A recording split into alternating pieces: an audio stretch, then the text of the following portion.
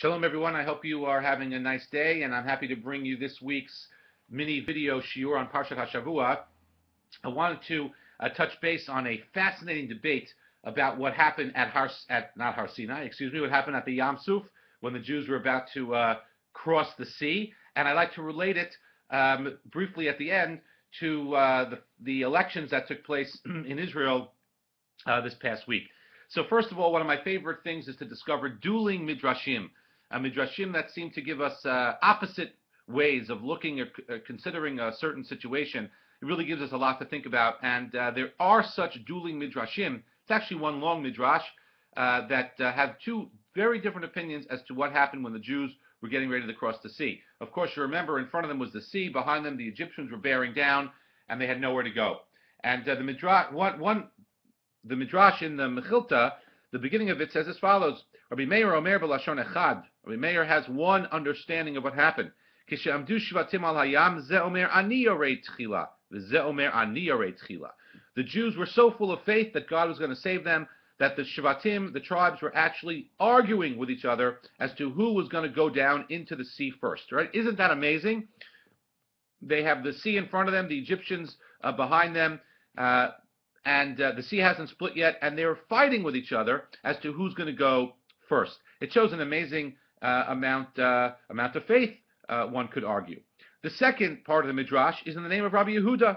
Rabbi Yehuda says, "B'lashon acher." He has a different narrative, a totally different story. Right? The first story of Rabbi Meir's opinion is that they were fighting. The Shvatim were saying, "I want to go first." No, I want to go first. They were debating as to who was going to take that leap of faith first. Rabbi Yehuda says that's not what happened at all. Kevan shamdu shvatim al hayam ze omer ein ani yorei tchila. Isn't that amazing? They're standing there, and one says, "Hey, I'm not going." Another shevet says, "Ein ani yorei tchila hayam." I'm not going either. First, they did not have that much faith, and they were afraid, and they were not willing to be the first one to go. Finally, what happened? Kafatz Nachshon ben Aminadav v'nafal hayam. Nachshon ben Aminadav jumped up and fell into the sea, and then we know the sea, of course, split, and Bnei Yisrael went through. So, on one level, we could look at these two midrashim and think about different levels of faith and different, approaches to belief. But I think there's something more at stake here. I want to share with you a thought in analysis of these midrashim from Rabbi Cheskel Kofeld. Rabbi Cheskel Kofeld is a rabbi at Yeshiva Birkat Moshe Maleh Adumim, a Hesder Yeshiva in Israel, a wonderful yeshiva whose Rosh Yeshiva is Rav Nachum Rabinovich. And Rav Kofeld has a beautiful analysis of the midrash. He notes that the psukim that try to make the point in the first midrash are taken from Tehillim Samach Chet, chapter 68 in Tehillim, and the verses that try to make the point of the second midrash, where the Shvatim did not want to enter into the sea, are taken from Tehillim Samach Tet 69. And he notes, this is fascinating, he notes that the tone and the mood of each of those chapters of Tehillim are opposites. Just like the midrashim are opposites, the mood or the tone in these chapters of Tehillim are opposites.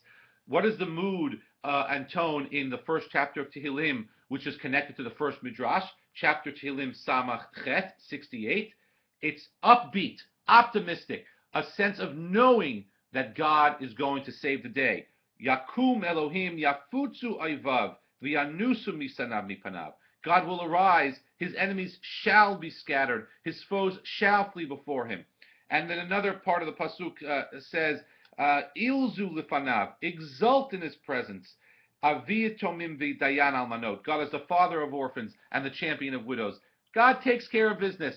God always does it. He's going to do it again. Absolute knowledge. This is maybe even goes beyond faith, that they know that God is going to save them. That's the mood that's expressed in Samachet. And that's a mood which makes perfect sense in relation to the first midrash. Why are the Shvatim arguing with one another as to who's going to participate first in the salvation? Because they know as soon as they jump in, everything's going to be okay. They know that God is not going to let anything happen to them.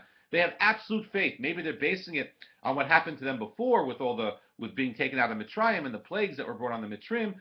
Whatever the reason is, they know that they are going to be saved.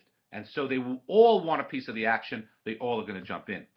However, Rav Kofeld points out that the mood or the tone in the next chapter of Tehillim, Samach Tet, is the opposite. Hoshi'eni Elohim kiva'u mayim ad nefesh. Deliver me, O God, for water has reached my neck. I am sinking into the slimy deep. Miyachel Elohai. I wait for God. My eyes fail while I wait for God. My throat is dry from crying. My eyes fail. My throat is dry from crying so much. My eyes fail from crying so much while I wait for God. There's not a sense of certainty in that chapter at all. There's a great sense of doubt. We're waiting for God. We're sort of looking for him to turn up and to save us, and we don't know what's going to happen. And so what happens in that midrash? Well, most of the people say, hey, I can't have anything to do with this. I can't be the first one because I don't know if I'm going to be successful or not. I don't know if this is going to be a worthwhile endeavor. Comes along Nachshon ben Aminadav from the tribe of Yehudah, and he jumps in first. And the Midrash tells us that's because of this that the tribe of Yehudah was given the great privilege from having the Malchei Yisrael, the kings of Israel, the monarchy, come from them. Because who is a real leader? Perhaps the Midrash is trying to tell us. Who deserves to have the Meluchah come from them? Not the one who, when they know everything is going to be okay, steps in and says, here I am. But the real leader is the one who, when they don't know if everything is going to be okay, when there's uncertainty, that person shows faith, that person shows leadership. Well, then that's the person who deserves to be the melech. That's the person deserves who's to be the king, and it's from that person's shevet, from Nachshon ben Aminadav of Shevet Yehudah, it's from his shevet that we are given our monarchy, our kingship, the Malchut Beit David, the kingship of the house of David. When I think about the elections, I think about the second half of the Midrash.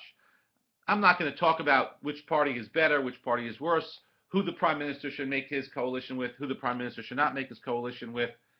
What I can say is when I think about the elections, and I think about the establishment of the state of Israel, and I think about all the people who work so hard in the face of great difficulty, even today, both external and internal threats and difficulty, I think about Nachshon ben Aminadav. When I think about the founders of the state of Israel, I think that they are an entire group of Nachshons, an entire group of people who looked ahead and, quite frankly, were not sure what was going to happen.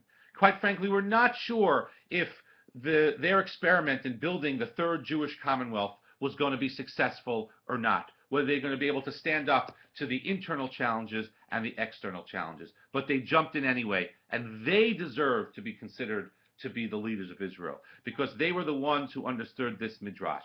There are two ways to go through life, they taught us, and this midrash teaches us. One way to go through life is someone who shows faith when one is faced with the type of situation of Tehillim Samachet. When everything is great, that's when we show faith. That's when we show leadership. But when we're faced with a Tehillim Samach Tet situation, a Tehillim 69 situation, well then it's a lot harder for people to show faith. And that's when the Shvatim argued and said, I'm not going to go. And the others said, I'm not going to go either. It took one leader, Nachshon ben Aminadav. And in the case of the building of the state of Israel and the continuing establishment of the state of Israel, it takes people who have that Nachshon ben Aminadav mindset, the recognition that even when we're looking ahead and we don't know what the future is going to bring, to jump into the sea with faith in God and with faith of the justness of the cause and the ability and faith in themselves that they could do what needs to be done.